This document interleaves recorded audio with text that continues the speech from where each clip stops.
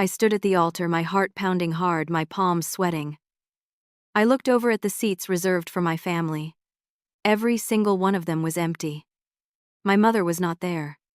My father was not there. My sister Harper was not there. Even Derek, my best friend since childhood, had chosen not to come. They all went to my sister's engagement party instead. And as Gabrielle and I cut our wedding cake together, my phone lit up with 52 missed calls from my mom. Before I share my story, I would love to know where you are watching from today. Drop your city and country in the comments below. If you have ever felt like an outsider in your own family, please hit that like button and subscribe to this channel. And if you believe that everyone deserves to be loved and valued, stay with me until the end. Trust me, the ending of this story might just change how you see your own worth. I need to take you back to the beginning so you understand how I ended up standing at that altar alone. My name does not matter much for this story, but what matters is the woman I married. Her name is Gabrielle. I met her 3 years ago at a technology conference in Austin, Texas. I work as a software engineer for a mid-sized tech company, and she was there presenting her portfolio as a graphic designer. She had this incredible energy about her. Smart, independent, and when she smiled, it felt like the whole room got a little brighter.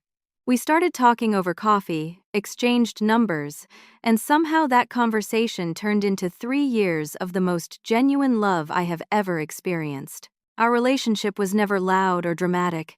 It was steady. It was real. She understood me in ways nobody else ever had. After 2 years of dating, I knew I wanted to spend the rest of my life with her. I proposed on a quiet evening at the lake where we had our first real date. She said yes before I even finished asking. We started planning our wedding 8 months in advance. We picked the date, carefully sent out invitations early, and made sure everyone in my family knew about it. Now, to understand what happened on my wedding day, you need to understand my family. My father, Frank, is a successful businessman. He built his company from the ground up, and he has always been proud of his achievements. My mother, Linda, gave up her career to raise me and my sister. She dedicated her entire life to our family. And then there is Harper, my younger sister. She is 4 years younger than me, and from the moment she was born, she became the center of everything. I want to be clear. I do not blame my parents for loving Harper, but there was always a difference in how they treated us. When Harper turned 16, they threw her a massive birthday party with over 100 guests. When I turned 16, we had dinner at home and a store-bought cake. When Harper graduated from college, they rented out a venue and invited everyone they knew. When I graduated with my master's degree, we had a quiet family dinner at a restaurant. I told myself it was fine. I told myself that parents just show love differently, and maybe Harper needed more attention because she was the youngest. I never complained. I never made a scene. I just kept hoping that one day they would see me too. I thought my wedding would be that day. 6 months before my wedding, Harper started dating a man named Preston. He came from an extremely wealthy family, the kind of family that owns multiple properties and has connections everywhere. My parents were thrilled. They saw Preston as Harper's ticket to a life of luxury. After only 3 months of dating, Preston proposed to Harper. She said yes, and my parents acted like she had won the lottery. I was happy for her. I genuinely was. I congratulated her at the family dinner where she announced the engagement. I hugged her and told her I was excited for her future. I had no idea that her happiness would come at the cost of mine. 4 weeks before my wedding, Harper called me. She told me she had finally set the date for her engagement party. My heart stopped when she said the date out loud. It was the same day as my wedding. I thought it had to be a mistake. I asked her if she realized what she had done. She laughed it off and said it was the only day that worked for Preston's schedule. She said his friends and business partners could only make it on that specific date. I explained that Gabrielle and I had already sent out invitations. We had put down deposits. The venue was booked. The caterer was confirmed. Everything was set. I asked her to pick another day. She refused. She said her engagement party was just as important as my wedding, and I needed to understand that. Then my mother called. Her voice was soft, almost apologetic, but her words cut deep. She suggested that maybe I could move my wedding to a different date. She said Harper's engagement party was crucial for making a good impression on Preston's family. She said this was Harper's chance at a wonderful life and I should not stand in the way of that. I could not believe what I was hearing. I told her I could not change the date. Too much had already been arranged. Gabrielle had her dress. Our friends had made travel plans. Moving the wedding was not possible. Then my father called. His voice was cold, almost businesslike. He did not ask. He did not suggest. He stated it plainly. He said if I refused to move my wedding, I should not be surprised if the family had to make a choice. He said I was putting them in an impossible position. He said I was being selfish. I felt like someone had punched me in the chest. My own father was telling me that my wedding was less important than my sister's engagement party. My own father was telling me that I was selfish for wanting my family at my wedding. I hung up without saying another word. The weeks before my wedding became a blur of stress and heartache. My mother called almost every day. Sometimes she begged, sometimes she cried, sometimes she got angry. She accused me of tearing the family apart. She said I was putting my pride above my family's well-being. She said Harper was devastated that I would not compromise. Harper sent me long text messages. She called me selfish over and over again. She said I had always been jealous of her. She said I could not stand to see her happy. She said if I truly loved her as a brother, I would change my date without question. Then Derek called. Derek had been my best friend since we were 7 years old. We grew up on the same street, went to the same schools, and had been through everything together. He was supposed to be my best man. He was supposed to stand beside me on the most important day of my life. His voice was hesitant when he called. He told me he had been invited to both events. He said Preston's family was a major client for the company where he worked. He said attending Harper's engagement party was important for his career. He said he hoped I would understand. I did not understand. I could not understand. But I did not argue with him. I just said I appreciated his honesty and ended the call. That night I sat in the dark living room of my apartment feeling more alone than I had ever felt in my entire life. My family had chosen Harper. My best friend had chosen business connections. Everyone had chosen something or someone over me. Gabrielle found me there. She sat down next to me without saying a word. She just took my hand and held it. After a long silence, she said something I will never forget. She said that no matter who showed up or who did not, she would be there. She said that marrying me was the only thing that mattered to her. She said we would build our own family, one where love was not conditional. The night before my wedding, I could not sleep. I lay in bed staring at the ceiling, memories flooding through my mind. I remembered being 8 years old and learning to ride a bike with my father holding the back of the seat. I remembered being sick with the flu and my mother making her special chicken soup just for me. I remembered birthday parties and holiday dinners and moments when I felt like I belonged. I picked up my phone and called my mother one last time. I asked her if she had changed her mind. There was a long pause on the other end. Then she spoke. She said she wished I could understand that this was a huge opportunity for Harper. She said the connections Preston's family had could change Harper's entire life. She said she hoped I would come around eventually. I did not say goodbye. I just ended the call and let the tears fall in the darkness. The morning of my wedding arrived with bright sunshine, which felt almost cruel given how heavy my heart was. I woke up with swollen eyes but forced myself to get out of bed. This was supposed to be the happiest day of my life, and I refused to let anyone take that away from me. I put on my suit alone. There was no father to help me with my tie. There was no best friend to make jokes and calm my nerves. It was just me standing in front of the mirror telling myself that I was enough. Gabrielle's family arrived to pick me up. Her father shook my hand firmly and looked me in the eyes. He said he was proud to have me as a son-in-law. Her mother hugged me and said I was part of their family now. Her grandfather, a man in his 80s with kind eyes, put his hand on my shoulder and said something that nearly broke me. He said today I was not losing a family, I was gaining one that would never let me down. We arrived at the venue. It was a beautiful garden with white chairs arranged in neat rows and flowers everywhere. Gabrielle had spent months planning every detail and it showed. Everything was perfect.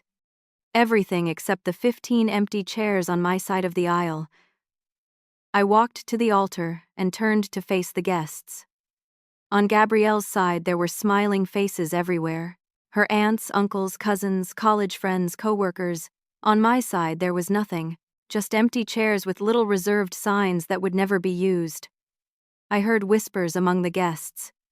I saw some of them looking at the empty seats with confusion and pity. I kept my head high and focused on the doors at the back of the garden. The music started. The doors opened. And there she was.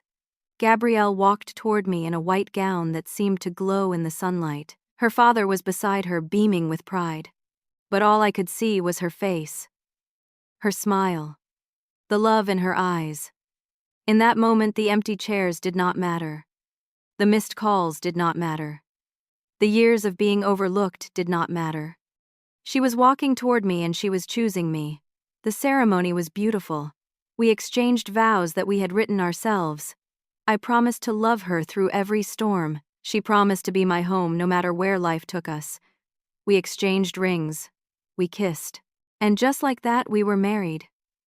The reception was small but filled with genuine joy. About 60 guests celebrated with us, mostly from Gabrielle's side, along with a few of my co-workers and distant friends. There was laughter and dancing and toasts that made us both cry happy tears. For a few hours, I almost forgot about the people who were not there. Then came the moment to cut the cake. Gabrielle and I stood behind a beautiful 3-tier cake decorated with white roses. We held the knife together, smiling for the photographer. Just as we made the first cut, I felt my phone vibrating in my pocket. I ignored it. We cut a slice, fed each other a small piece, and kissed while everyone clapped. My phone kept vibrating. After the cake cutting, I excused myself and pulled out my phone. The screen was filled with notifications. 52 missed calls from my mother. Text messages from Harper, from Derek, from aunts and uncles I barely heard from anymore. My heart raced as I opened the first message from my mother. "We need to talk now." I scrolled through Harper's messages. My hands trembled as I read the words. Preston had ended their engagement, right in the middle of the party. In front of everyone. He had discovered that Harper had been secretly meeting with her ex-boyfriend. Someone had shown Preston photographs, and he confronted Harper in front of all the guests. He called off the engagement, announced that the relationship was over, and walked out. The party collapsed into chaos. Harper was hysterical. My mother was devastated. And now they were calling me, expecting me to drop everything and come fix the mess. Gabrielle appeared beside me. She looked at my face and knew something was wrong. I showed her the phone. She read the messages in silence, then looked up at me. She asked what I wanted to do. Her voice was calm, without judgment, without pressure. I stood there with my phone in my hand, the weight of 52 missed calls pressing against my chest. Part of me wanted to call back immediately. Part of me still wanted to fix things, to make everyone happy, to be the good son they expected me to be. But then I remembered. I remembered my father's cold voice telling me not to be surprised if the family chose Harper. I remembered my mother suggesting I move my wedding like it was nothing. I remembered Derek choosing business connections over a lifetime of friendship. I remembered 15 empty chairs and the whispers of confused guests. They made their choice. Now I was making mine. I turned off my phone and slipped it back into my pocket. I looked at Gabrielle and told her that today was our day. Nobody was going to take that from us. She smiled, took my hand, and we walked back to our reception together. Later that night in our hotel room, I finally turned my phone back on. There were even more missed calls now, along with voicemails and text messages begging me to respond. I listened to one voicemail from my mother. She was crying uncontrollably, saying that everything had fallen apart and that they needed me. I called her back. She answered immediately, still sobbing. She told me the whole story in broken sentences. How Preston had found out about Harper's affair. How he had humiliated her in front of 200 guests. How Harper had locked herself in her room and would not come out. How my father was furious and did not know what to do. Then she said the words that made my blood run cold. She said I needed to come home right away. She said the family needed me. I took a deep breath and asked her a simple question. I asked where she was on the most important day of my life. The line went silent. I continued. I told her that I had waited for her for my father, for Harper, for Derek. I told her that I had stood at that altar and looked at empty chairs where my family should have been. I told her that I had gotten married without a single person from my side there to witness it. I told her that she chose Harper's engagement party over my wedding, and now she expected me to abandon my wedding night to comfort the sister who could not even show up for me. My mother tried to interrupt. She said Harper was my sister and that she was suffering. I cut her off. I told her that Harper could have chosen any other day for her party, but she picked my wedding day. I told her that she, as my mother, could have found a way to attend both events, but she chose not to. I told her that these were choices they made, and choices have consequences. I said goodbye and hung up the phone. Gabrielle was sitting on the bed watching me. I walked over and sat beside her. She put her arms around me, and I finally let myself breathe. For the first time in weeks, I felt like the weight on my shoulders was lifting. I had spoken my truth. I had set a boundary. And I had chosen myself. Our honeymoon in Hawaii was supposed to be peaceful, but my family did not stop calling. Every day there were new messages, new voicemails, new attempts to pull me back into the chaos. My father called for the first time since that cold conversation weeks ago. His voice was different now. There was no demand, no coldness. There was something that almost sounded like regret. He said we needed to talk when I got back. Harper sent a long text message apologizing. She said she never meant for things to turn out this way. She said she made mistakes and that she was sorry. Derek reached out too. He admitted he had been wrong. He said choosing business over friendship was the worst decision he ever made. He asked if we could start over. I read all of their messages, but I did not respond. I needed time. I needed space. I needed to figure out how I wanted to move forward. When we returned from our honeymoon, I agreed to meet with my family at my parents' house. Walking through that front door felt strange. This was the house I grew up in, but it did not feel like home anymore. Harper looked terrible. She had lost weight and her eyes were red and swollen. My mother hugged me the moment I walked in, holding on like she was afraid I would disappear.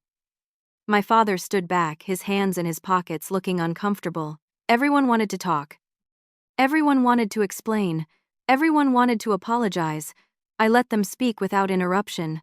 My mother said she never realized how much she had neglected me over the years. She said she got so caught up in making sure Harper had everything that she forgot I needed her too. My father admitted he had been unfair. He said he measured success in the wrong ways, and that he was proud of the man I had become. Harper broke down crying. She said she had always been jealous of how independent I was, how I never seemed to need anyone, and she took advantage of that. When they finished, it was my turn. I told them I appreciated their words, but apologies did not erase what happened. I told them that for years I had accepted being second place because I thought that was just how families worked. I told them that standing at my wedding with no family beside me was the loneliest moment of my life, but it was also the moment I realized my own worth. I told them things were going to be different from now on. I would no longer be the one who always compromises. I would no longer be the one who gets overlooked because I do not make a fuss. If they wanted me in their lives, they needed to treat me and Gabrielle with the same respect they gave everyone else. Harper started to say something, but I raised my hand. I told her this was probably the first time in her life she needed to listen instead of talk. The room went completely silent. We left my parents' house that evening without any dramatic reconciliation. There were no hugs and promises that everything would be perfect. But there was understanding. There was a starting point. The months after our wedding were a journey of healing. Some days I woke up and the pain of those empty chairs hit me all over again. Some nights I lay awake wondering if things could have been different. Gabrielle never pushed me to forgive or to hold on to anger. She simply stood beside me and let me process everything at my own pace. I started seeing a therapist. It was something I never thought I would do, but it helped more than I expected. I learned that my worth was never dependent on how my family treated me. I learned that setting boundaries was not selfish. I learned that healing is not a straight line but a winding path with good days and bad days. Gabrielle's family became my anchor. Her parents treated me like their own son. Her grandmother always saved me the biggest portion at family dinners. Her cousins included me in everything like I had been there all along. For the first time in my life, I understood what unconditional family love actually felt like. My relationship with my own family slowly started to change. It was not a dramatic transformation. There were no movie moments where everything suddenly became perfect. But there was progress. My mother started calling just to check on me, not to ask for anything. My father invited me to lunch one day and spent the entire time asking about my work and my life with genuine interest. Harper kept her distance at first, but eventually she reached out with small gestures. A birthday card.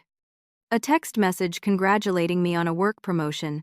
Derek and I met for coffee about 6 months after the wedding. He did not make excuses. He simply said he was wrong and that he understood if I could not forgive him. I told him forgiveness would take time, but I was willing to try. We are not as close as we used to be, and maybe we never will be again. But we are finding a new version of our friendship, one built on honesty instead of assumption. 1 year after our wedding, Gabrielle and I sat on the balcony of our new home watching the sunset. It was a quiet evening, and I found myself thinking about that day. The empty chairs. The 52 missed calls. The moment I chose to turn off my phone and dance with my wife instead of running to fix someone else's problems, Gabrielle asked me what I was thinking about. I told her I was thinking that if my family had shown up that day, I might never have realized how much I was worth. I might have kept accepting crumbs of attention and calling it love. I might have spent my whole life waiting for approval that was never going to come. Those empty chairs taught me something valuable. They taught me that family is not just about blood. Family is about the people who choose to show up when it matters most. Family is about love that does not come with conditions or rankings. Family is about building something real with the people who truly see you. And now I have that. With Gabrielle. With her family. With the friends who celebrated with us on our wedding day without hesitation. Sometimes the empty spaces in our lives are not signs of what we are missing. They are openings for something better to enter. If you are watching this and you have ever felt invisible to the people who were supposed to love you the most, I want you to know that you are not alone. Your worth is not determined by how others treat you. You deserve to be chosen, to be celebrated, to be loved without conditions. Now I want to hear from you. Have you ever had to stand up for yourself against your own family? Have you ever set a boundary that changed everything? Share your story in the comments below, because your experience might help someone else who is going through the same thing. If this story touched your heart, please hit the like button and subscribe to this channel so you do not miss more stories like this one. And if you know someone who needs to hear this message today, share this video with them. Thank you so much for staying with me until the end. I hope you find your people, the ones who show up without being asked, the ones who celebrate you without conditions, the ones who make you feel at home just by being there. You deserve that kind of love. Take care of yourself, and I will see you in the next one.